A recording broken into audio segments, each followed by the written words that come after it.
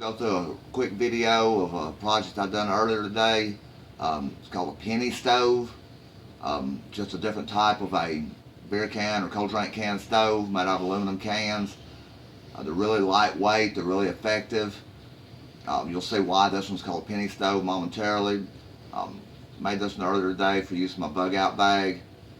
Showed it to a few people on the internet. Lots of people was wanting breakdown on how you actually make these, so I thought I'd take a few minutes and show y'all. The main things you're going to need for building one of these is 2 cans. Do not have to be beer cans. They can be any can that you like. They do need to be exactly the same cans because they won't mate up properly. You'll need a Sharpie pen. Color does not matter. A straight razor blade, preferably. A small drill bit, like this one here, about 1/32 of an inch, I think. Not real sure on that. It's pretty small. I've got the same one. I've actually put it in my Dremel tool. You don't have to have the Dremel. You can do it in a regular drill. If you don't have either of those, you can still do this project with a thumbtack. It's just everywhere that I'm drilling clean holes, you'll be punching them through with a thumbtack. Nothing wrong with that. The burners are just be a little bit cleaner with the drill bit. So, the first thing you're going to do is take your first can. Oh, you're also going to need a board of some type that's approximately 1 inch thick. This is a cutting board that's right at 1 inch thick. Take your razor blade. It can be, if it's scrap wood, you can use a screw and screw this down. I'm just going to hold it with my fingers. I've done this a while ago and it worked pretty well. Lay the razor blade with the edge sticking off. Take your can, touch the board with it. While holding the blade, push the can up against it, not real hard to start with. Just hard enough to start scratching a line in the can. Needless to say, you could do this by making a line and cutting it with scissors or a knife or whatever, but this ensures that you have a perfectly even cut. This can's got a few little dents in it. It's making it a little bit harder to cut. So it would be a lot easier if your cans are in perfect shape, but it will not affect the overall project any, just difficulty in making it. Be really careful doing this, because if you cut all the way through the can or jump like that did just then, you are risking cutting yourself very badly. Use extreme caution. You'll know that you're cutting deep enough when you start feeling a little bit of a grinding coming from the razor blade. It's not sliding over the can as slick as it was. Feeling a little friction, or if you feel the point of the blade poke through at any time. Once you get a line scored, take your razor blade, find the scratch that you made, stick it through barely, just a little bit, just enough to get it started. Once you do that, you should, if you're scored deep enough, I may not be on this one, I'll try it again in a minute, you should be able to push and rip it through. This one's not scored quite deep enough, so let's do this again.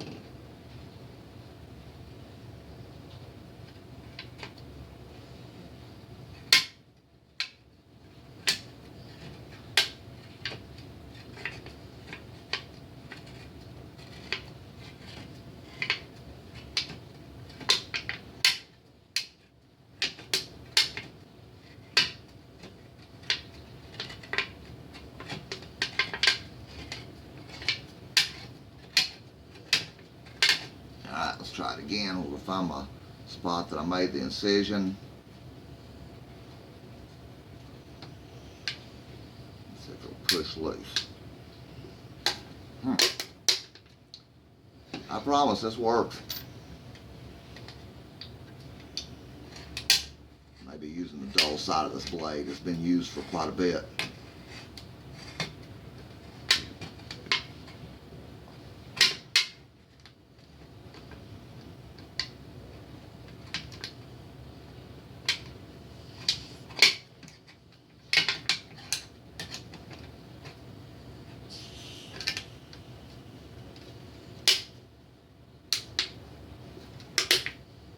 Try and just go ahead and open it up some with this blade.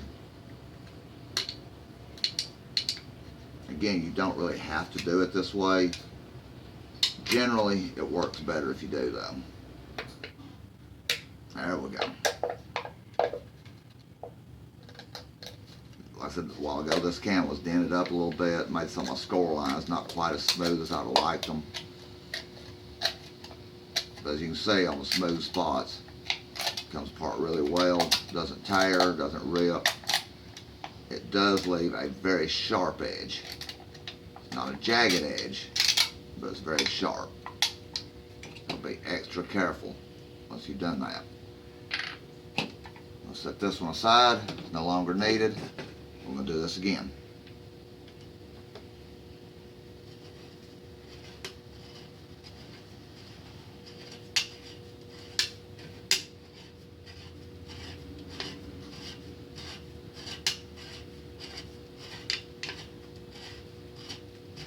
Helps a little bit if your surface you're working on is really slick like this plastic table I've got here. Not necessary, it just helps with the lack of friction on this can. Again, not using this procedure to cut the can doesn't affect the project none. This just makes a really neat, easy, straight line. You hear it start punching through in a spot or two.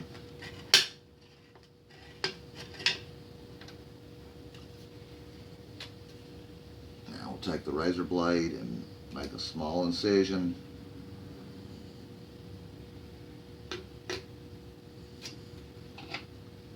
Come back with your thumb and it should start separating. There we go. Once it starts separating, you should be able to just roll right around with it.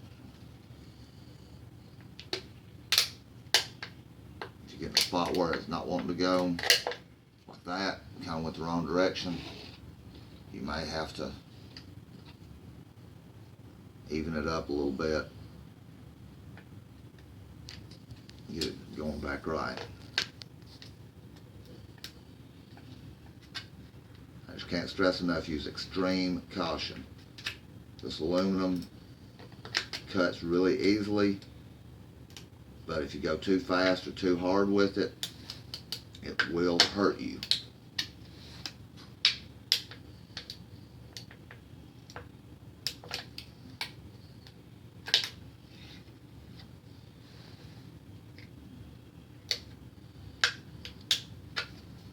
Guess it's not cut through as much as I thought it was.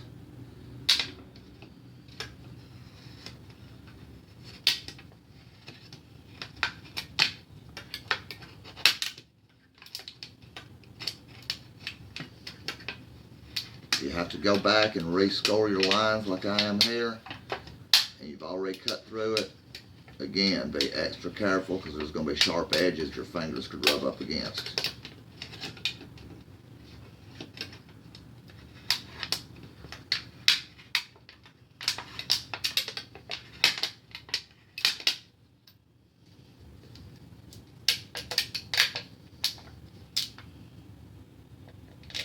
This one's just going to tear some. We'll just have to come back and clean it up a bit when we're done.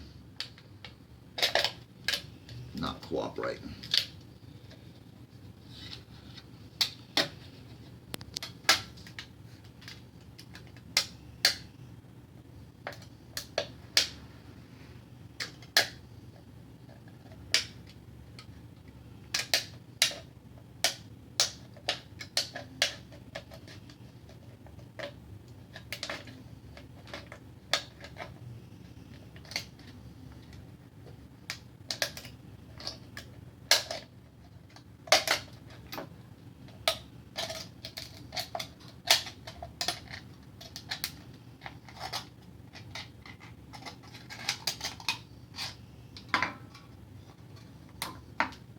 This one ended up with a spot that didn't get scored good. It's not going to affect the overall stove any whatsoever. We'll just put this ugly part to the inside. Since that side didn't get cut clean, again, that's going to be the inside. This will be the outside. These will fit one over the top of the other. A good idea would be, if you had take your can, if you had another one handy, and stick it down inside here to smooth this out some. Don't have one handy right now, so we're not really going to worry about that. It just makes the project a little smoother. Next thing you want to do is take the part that's going to be your top, which is going to fit over the outside. Flip it over where you're looking at what used to be the bottom of the can. You don't have to be precise. If you want to be, you can get a ruler out and measure all this. But pick a point right in the center. Take your Sharpie and make you a little dot.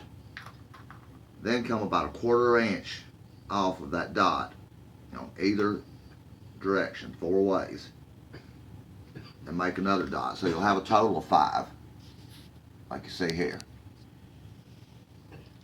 Once that's done, go to the outside of the edge of the can where this bevel is. Make you a dot here, one opposite, for a total of 2. Then go halfway in between for 3, 4. Now go halfway in between those. 5, 6, 7, 8. Now come back and go halfway in between those. 9, 10, 11, 12, 13, 14, 15, and 16. This is going to make your burner. Not precise on the number of holes. 4 would definitely not be enough. You won't get enough heat coming out. 8 would be adequate. 16 seems to work really well. If you keep the holes small enough, you've got a lot of flame coming out, but still not using a lot of fuel. Once you got that done, everywhere you've made a hole, or a dot rather, you're going to put a hole. You can do it, like I said, with a thumbtack. I'm using my Dremel tool on low speeds. I can control it really easily. You probably can't see the actual holes going in here, but again, that's why I'm using the Dremel, where I can control it really easily.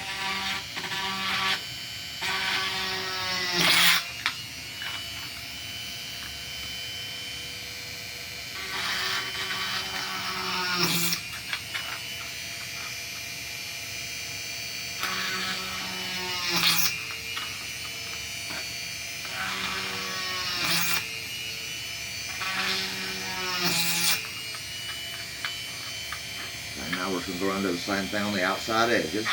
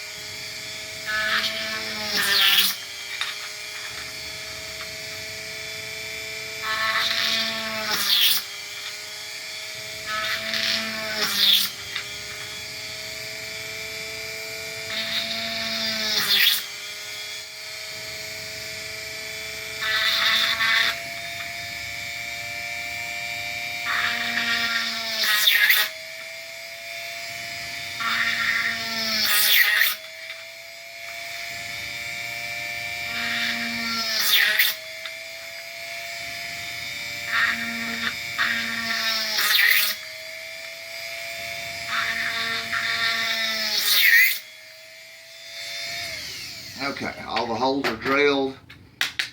If you really want to, you could come back with some sandpaper and clean them up a little bit, but they're not sharp. The hardest part now is getting these two to fit together, especially if you end up with jagged edges like I've got here.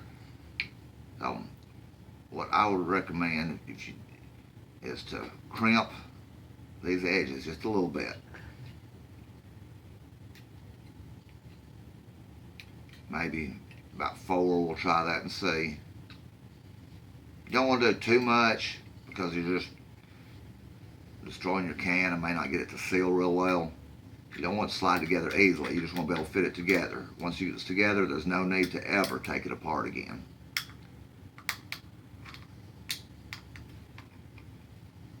One thing you do want to do, though, again, with safety, be extra careful pushing this together. Make sure you don't get any skin caught between these two, because it will slice you up.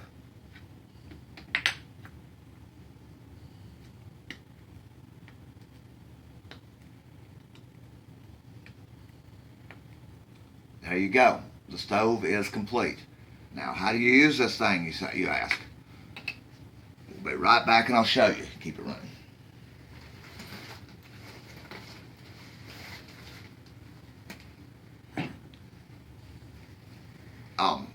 The fuel you can use in this can be, like I said, isopropyl alcohol. A lot of people have those in their medical kits anyway. If you use isopropyl, it needs to be at least 75 or 70%, I'd say, would be adequate to burn good and hot.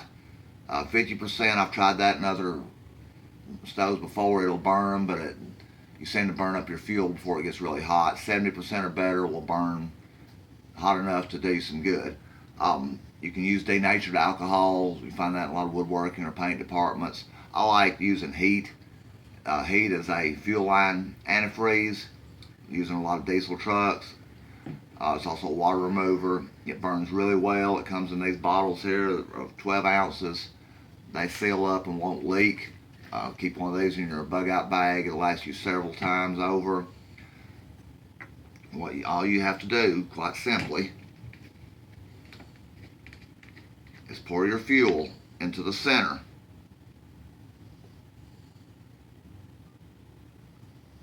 It'll run down through the little holes we drilled.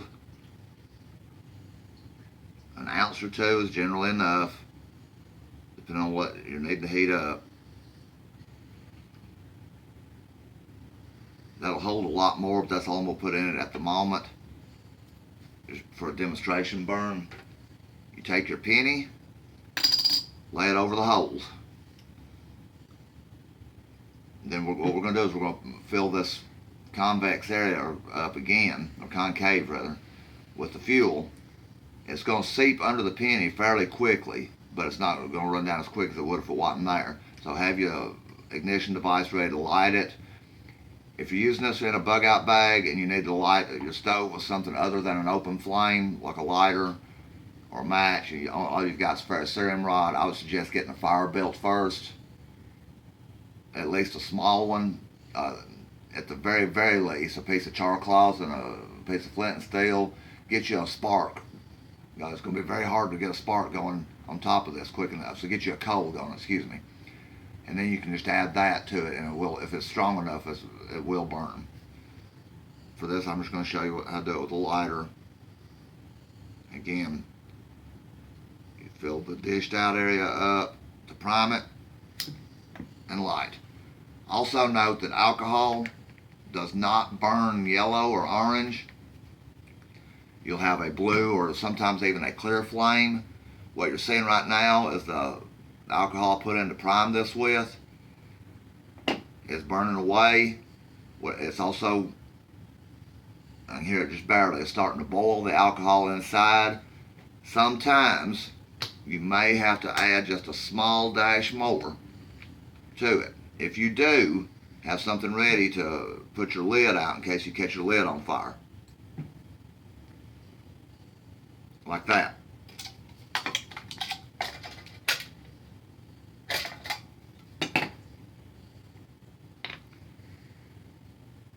Sometimes, especially when you first build them, it takes a few minutes to get some of the gunk burned off of them to where they'll light up after you've lit and burned the stove for the first time. It will light and burn much more effectively the second time out. As you can see,